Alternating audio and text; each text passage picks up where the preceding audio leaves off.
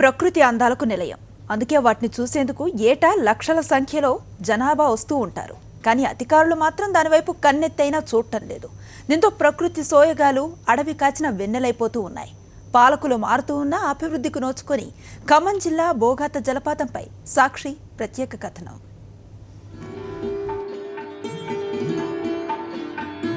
చుట్టూ ఎత్తైన కొండలు,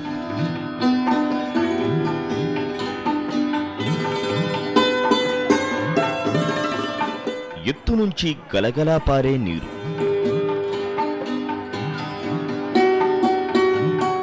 మనసుకు మనోల్లాసాన్ని కలిగించే ఎన్నో ప్రకృతి అందాలు.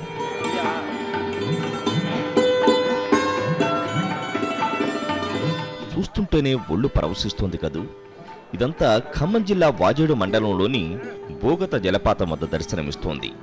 ఎగువ ప్రాంతాల్లో కురుస్తున్న వర్షాలు వరద నీటి రూపంలో వాగులు, వంకలు, కొండ కోనలు దాటుకుంటూ ఈ జలపాతానికి చేరుకుంటున్నాయి. గలగలా పారే ఆ జలపాతాన్ని చూసేందుకు పర్యాటకులు పోటీ పడుతున్నారు. వరంగల్, కరీంనగర్ జిల్లాల నుంచి తరలి వస్తున్నారు.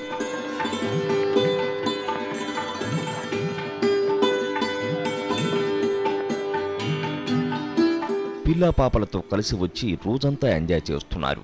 ప్రతి ఒక్కరూ జలకాలాటల్లో మునిగి తేలుతున్నారు. ఏటా దాదాపు 2 లక్షల మంది పర్యాటకులు ఇక్కడికి వస్తుంటారు. పనిలో పనిగా ఇక్కడే ఉన్న శ్రీ లక్ష్మీ నరసింహస్వామి ఆలయాన్ని కూడా దర్శించుకుంటున్నారు.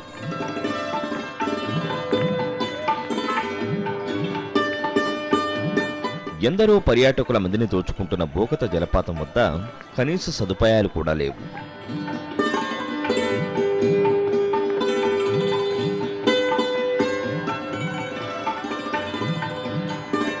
చీకుపల్లి గ్రామం నుంచి జలపాతం వరకు కనీసం మట్టి రోడ్డు కూడా లేదు.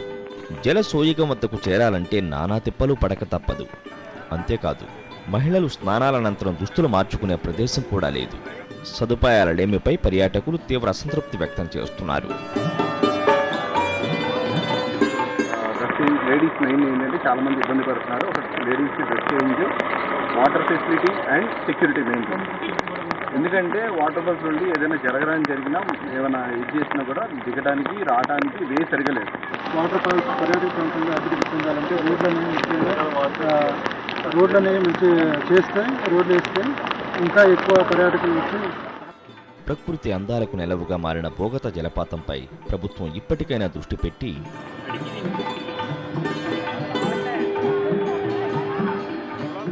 పర్యాటక కేంద్రంగా మార్చాలని సందర్శకులు కోరుతున్నారు.